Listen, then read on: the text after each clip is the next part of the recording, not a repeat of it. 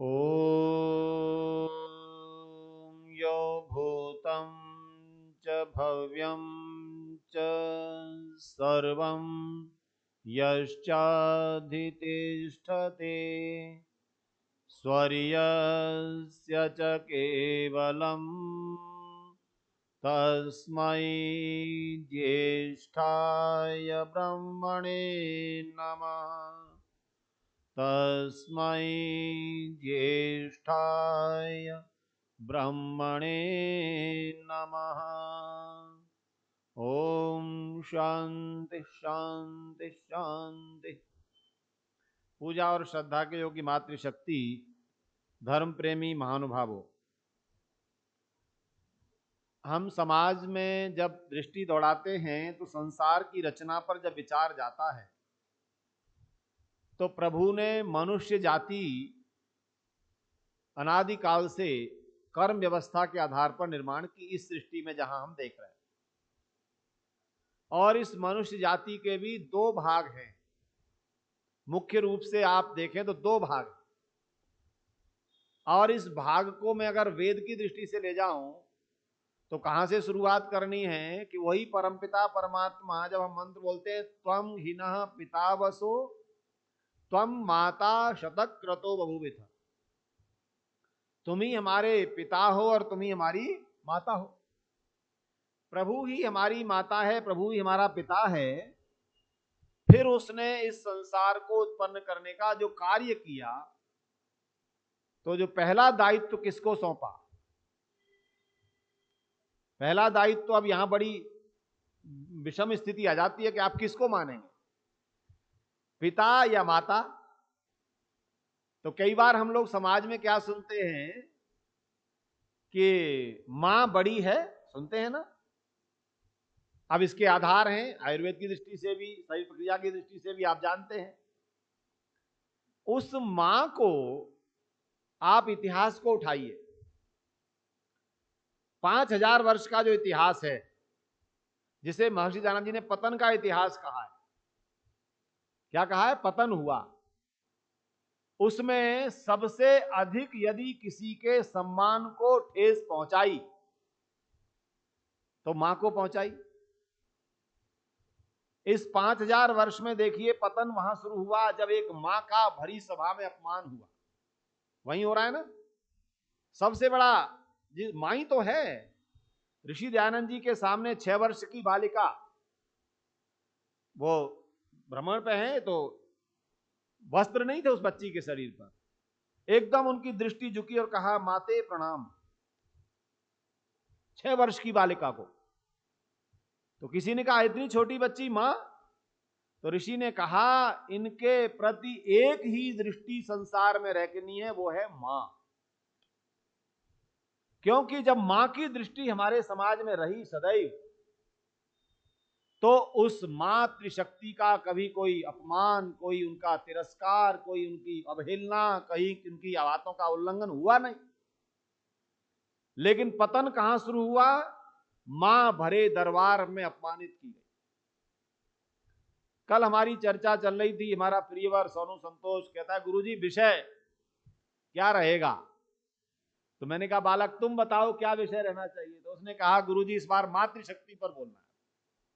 मैंने कहा चलो, क्योंकि ये व्याख्यान लोगों तक पहुंचता है, जाता है। मैंने कहा, वेद जो परमपिता परमात्मा का पहला ज्ञान है, उसमें मातृशक्ति पर कितनी ऋचाएं हैं, आप सोचिएगा। जब तक मैंने पंडित रामनाथ वेदालंकार जी की पुस्तक वैदिक नारी नहीं पढ़ी थी, आप लोग नहीं जानते होंगे नाम, वैदिक नारी पुस्तक लिखी पंडित रामनाथ वेदालंकार जी ने, बहुत अच्छी पुस्तक, कई सौ मंत्रों का संग्रह है। और वेद के अलग अलग मंडलों से मंत्र निकाल कर बताया कि मां क्या है, नारी क्या है। उससे पहले एक पुस्तक मुझे और मिली, आर्य समाज के बड़े विद्वान हुए स्वामी विद्यानंद विदेह, उन्होंने वैदिक स्त्री शिक्षा नाम से छोटी सी पुस्तक लिखी, उसमें कुछ मंत्रों का संग्रह था। आर्य समाज एक ऐसी संस्था है, जब आप इतिहास को देखें, 150 वर्ष हो रहे हैं हमें। 150 वर्ष में कितनी बड़ी श्रृंखला विद्वानों की, लेखकों की, व्याख्याताओं की, प्रवचनकर्ताओं की, सन्यासियों की, उपदेशकों की रही है। उन्होंने कोई विषय ऐसा नहीं छोड़ा जिस पर कलम नहीं चलाई।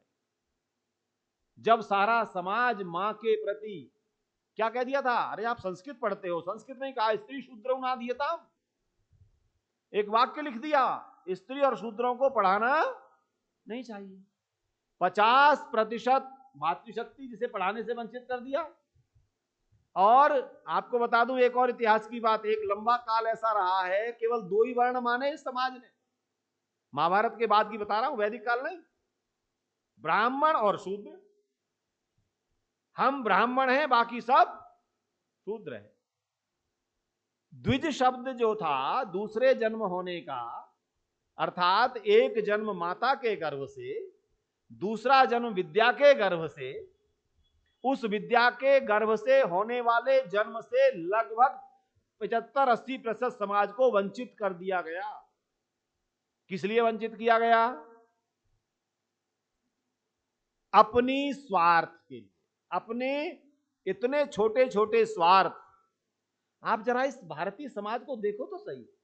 कभी कभी हमें लगता है कि हम सब एक हो गए जी, बहुत राष्ट्रवाद आ गया, लेकिन आपको पता है उसी समाज में कितना विद्वेष आज भी है।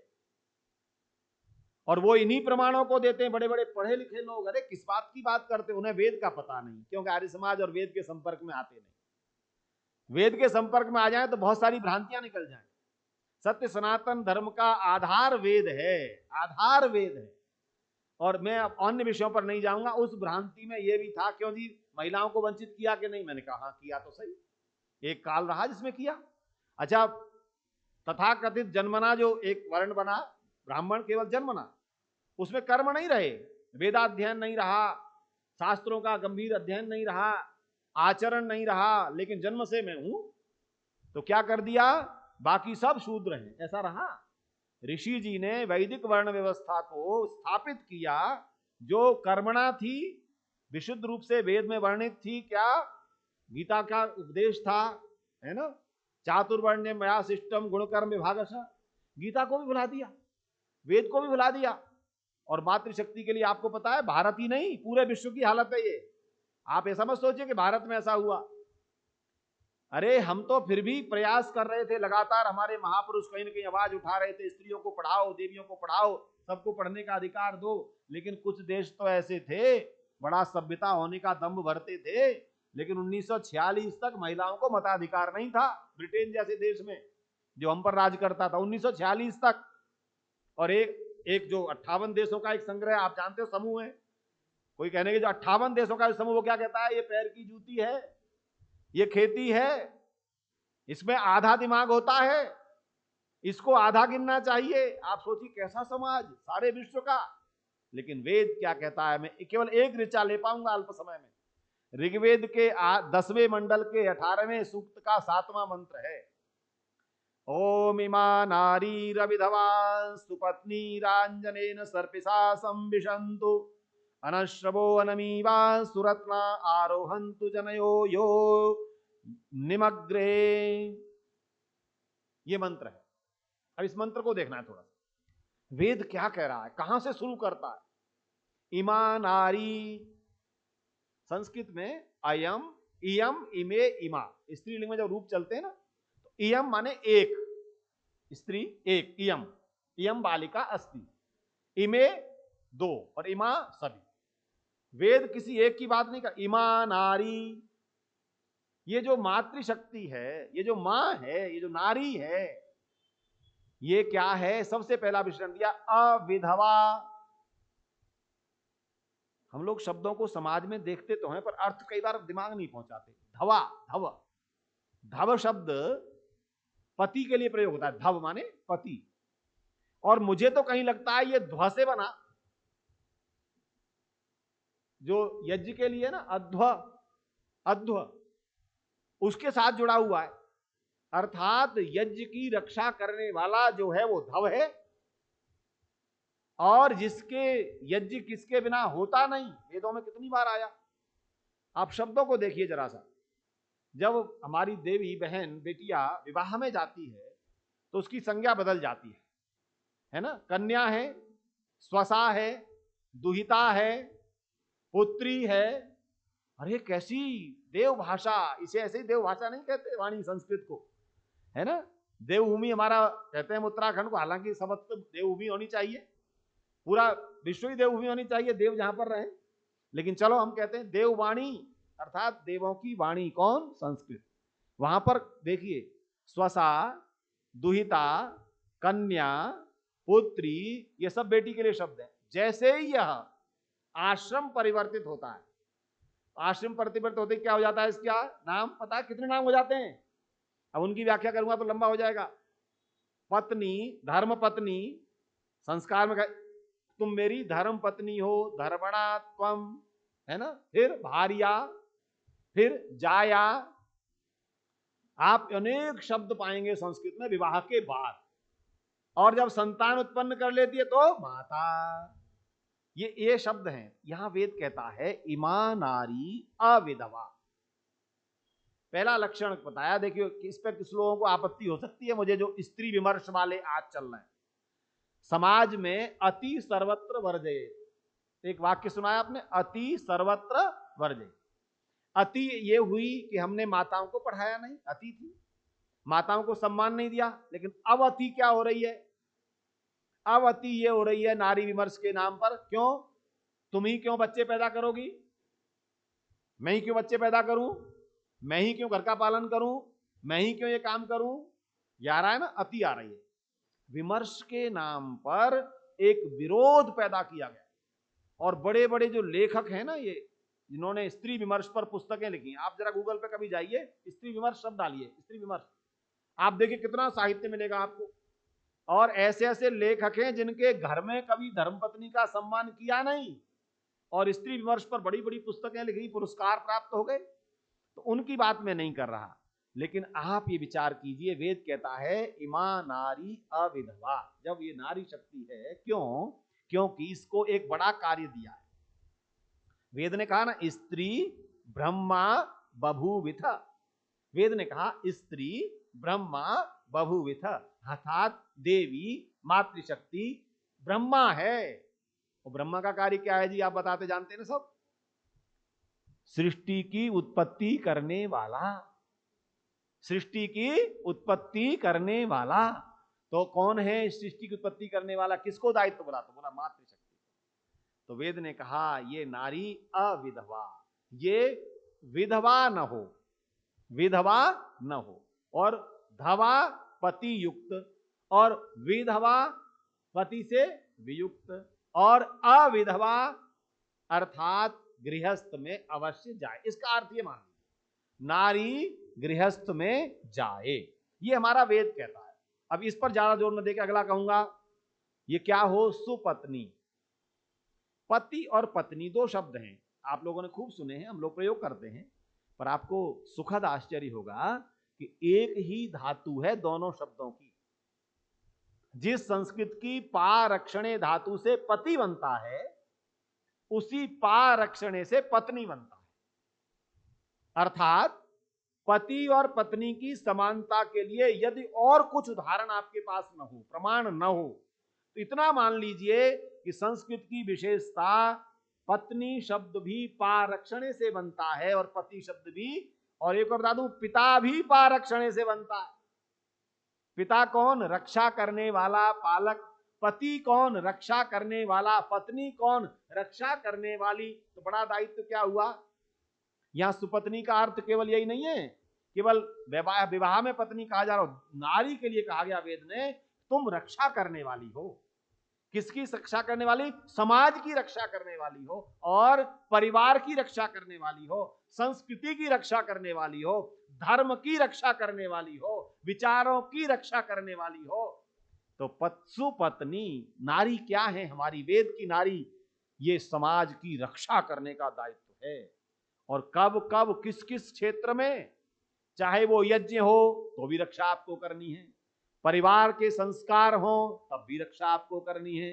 क्यों? अच्छा बताओ जी, अपने घर की ओर दृष्टि दौड़ाओ। ये हमारा जो समाज इधर वाला बैठा है, पुरुष समाज, और इधर माताओं का बैठा है। आप बताइए, जब संतान थोड़ी सी बड़ी होती है तो ज्यादा किसकी मानती है?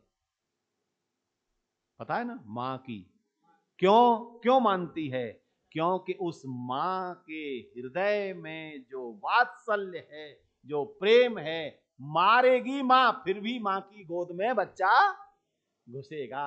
पिता ने एक थप्पड़ मारा तो घर से बाहर निकल जाता है। तो बताइए रक्षा का दायित्व किसको मिला जब वेद ने कहा इमा नारी रविधवा सुपत्नी, अर्थात यहां अर्थ लीजिए रक्षा करने वाली, है ना। बालक जो है, बालक बालिका जो भी छोटी संतान होती है, मां मारती रहे पर मां से दूर, ये विशेषता है। और पिता का एक थप्पड़ खाते ही और कुछ कह दिया तो किनारे हो जाता है। क्यों? क्यों? उसे पता है इनके थप्पड़ में भी मेरी रक्षा है। ये ध्यान रखना, मां के थप्पड़ में भी, मां की पिटाई में भी मेरी रक्षा है। ये भाव अपने आप स्वतः आता है, स्वतः। अन्य पशु पक्षियों में भी देख लीजिए आप। तो कहा सुपत्नी, मंत्र समय बड़ी तेजी से बढ़ रहा है। आगे कौन? अंजनेन सर्पिता संविशंतु अनश्रवः, बड़ा विशेषण आया वेद में। जिस समाज ने मातृशक्ति की आंखों में आंसू लाने का काम कर दिया, वो समाज नष्ट हो जाता है। क्या हुआ था द्रौपदी जी के? यही तो हुआ ना।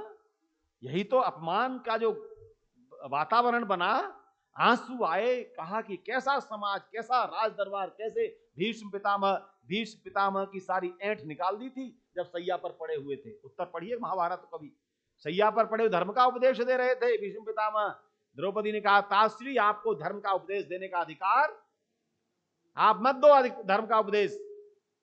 आंखों में उनकी भी आंसू आए। बेटा तू ठीक कहती है, ये बात पता है ना आपको। ये मातृशक्ति के लिए कहा गया अनश्रवः। वेद कहता है मां वह है जिसकी आंख में कभी कष्ट के आंसू ना आए। प्रसन्नता के तो आंसू आएंगे, उसके हमेशा आते रहते हैं, लेकिन कष्ट के कभी आंसू ना आए। इसका क्या उद्देश्य है? ये दोनों पर डिपेंड करता है। मातृशक्ति को स्वयं भी इतना सुदृढ़ मजबूत होना है कि घर की धुरी को संभालना, और समाज को यह शिक्षा हो कि हमारी बेटियों के आंसू ना आए। आज आप जो विनाश देख रहे हो ना भारत में, यह विनाश का बड़ा कारण है सुसंस्कृत संतान न होना, और बेटियों की 7 वर्ष 4 वर्ष 5 वर्ष 10 वर्ष 60 वर्ष कोई सुरक्षित नहीं है। ये बड़ा भाव विभोर हो जाता है आदमी। कैसा समाज बन गया, कैसे हम दानव पैदा समाज में कर दिए हमने, जो कोई भी आयु की देवी सुरक्षित नहीं है। उस पर कितने अत्याचार हो रहे हैं। वेद कहता है वो कैसी हो, अनश्रवः। जब तक हमने वेद की बात मानी, मातृशक्ति के चरणों में झुके, मातृवत परदारेषु परद्रव्येषु लोष्टवत आत्मवत सर्वभूतेषु यह पश्यति स पंडितः। इस संस्कृत के शास्त्रों में कभी अवगाहन कीजिए, डुबकी लगाइए। जिस समाज में प्रारंभिक शिक्षा में ये श्लोक पढ़ाए जाते थे, प्रारंभिक शिक्षा में गुरु और परिवार शिक्षा देता था कि बच्चों तुम्हारी बाहर निकलते ही जो देवी हैं वो सब तुम्हारी क्या है, मां है। लेकिन उस समाज में उस मातृभाव का भी विनाश हो गया। कितना बड़ा पतन का ये समय आया है। कहा अनश्रवः, मां वह है, देवी वह है, नारियां वह हैं जिनके आंसू न आए। तो हमने ये भुला दिया। आगे अनमीवा, मातृशक्ति निरोगी रहे। आज आप समाज देख रहे हैं ना, इतना रोगी क्यों है? क्योंकि जो मां है उसके ही स्वास्थ्य का ध्यान नहीं रखा जा रहा, स्वयं भी नहीं रख रहे। ऋषि आनंद जी ने सत्यार्थ प्रकाश में लिखा ना कि मां कैसी हो, किसको मातृमान कहा? जो आयुर्वेद का ज्ञान रखने वाली हो, व्याकरण आदि का ज्ञान रखने वाली हो, वर्णोच्चारण का विशुद्ध ज्ञान रखने वाली हो। अपनी संतानों को वर्णोच्चारण गुरु नहीं सिखाएगा, मां सिखाएगी। तो आप सोचिए कितना बड़ा स्थान था। अच्छा, वेद की विदुषी हुए बिना वर्णोच्चारण सिखा सकती थी क्या? उत्तर मिल गया ना। शिक्षा के बिना ऐसा कार्य हो सकता था क्या? निरोग समाज को रख सकती थी क्या? स्वयं अनमीवा, अनमीवा का मतलब है, अमीवा कहते हैं रोग को, और अन अमीवा निरोगी रह करके जो समाज। और एक विशेषण बता दूं, सुरत्ना। सुरत्ना कहा गया मातृशक्ति के लिए, अर्थात उत्तम गुणों की खान। उत्तम रत्न का अर्थ यहां पर गुण है। हमने रत्न के मान लिया आभूषण केवल, है ना, सब शरीर में पूरे आभूषण पहनना केवल। ये जो आभूषणों का विधान था ना, हमने कितनों ने अपने घर में कर्णवेद संस्कार कराया बच्चों का? जिन्होंने कराया वो भाग्यशाली हैं। कर्णवेद संस्कार होता था बच्चे का। क्यों? कान में एक ऐसा स्थान है, यहां और यहां, 2 जगह, जिनमें छिद्र होने से हृदय रोग नहीं होता, और जो यक्ष्मा वो है टीबी, वो नहीं होता। ये पूरा आयुर्वेद का विज्ञान है। उस संस्कार से मातृशक्ति जो आभूषण पहनती है ना, वो उतने ही आवश्यक थे, बस कानों में पहनने हैं, थोड़े से चरणों में पहनने हैं, लेकिन हमने क्या कर लिया, आभूषणों को रत्न मान लिया।